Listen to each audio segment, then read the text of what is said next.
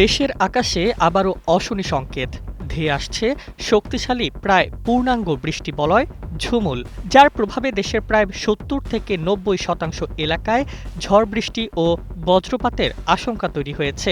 আবহাওয়া সংশ্লিষ্ট পর্যবেক্ষকদের তথ্য বলছে এটি চলতি বছরের পঞ্চম বড় বৃষ্টিবলয়, যা ইতিমধ্যেই উদ্বেগ ছড়াতে শুরু করেছে বিভিন্ন অঞ্চলে।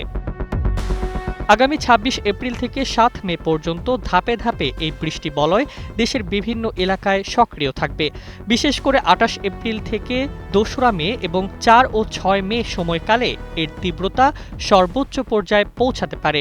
এর আগে ২৫ এপ্রিল থেকেই দেশের উত্তরাঞ্চল সহ কিছু জায়গায় বিক্ষিপ্তভাবে কালবৈশাখী সহ বজ্রবৃষ্টির পূর্বাভাস দেওয়া হয়েছে। নোভা এলইডি টিভি, ঝকঝকে ছবি, নিখুঁত শব্দ, ৫ বছরের ওয়ারেন্টি। নোভা মানি সঠিক মান, নিশ্চিত সেবা। সবচেয়ে বেশি প্রভাব পড়বে সিলেট বিভাগে, যেখানে ভারী থেকে অতি ভারী বর্ষণের সম্ভাবনা রয়েছে। ময়মনসিংহ, রংপুর, ঢাকা ও চট্টগ্রামের উত্তরাংশেও ঝড় বৃষ্টি উল্লেখযোগ্য হতে পারে। অন্যদিকে বরিশাল ও খুলনা বিভাগে মাঝারি এবং রাজশাহীর কিছু এলাকায় তুলনামূলক কম প্রভাব পড়তে পারে। এই বৃষ্টিবলয়ের সঙ্গে রয়েছে একাধিক ঝুঁকি। বিশেষজ্ঞরা সতর্ক করছেন, সিলেট ও ময়মনসিংহের নিচু এলাকায় আকস্মিক বন্যা দেখা দিতে পারে।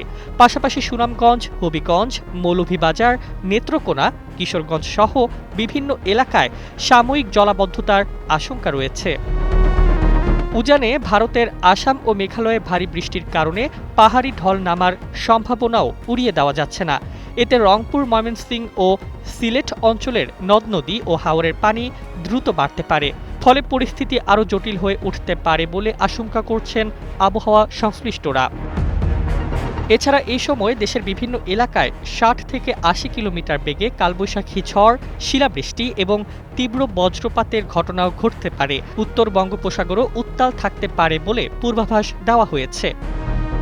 সব মিলিয়ে ঝুমুল শুধু স্বস্তির বৃষ্টি নয়, বরং তা নিয়ে আসছে সম্ভাব্য দুর্যোগের বার্তা।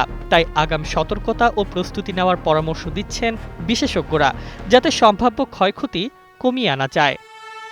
News desk, ২১ television.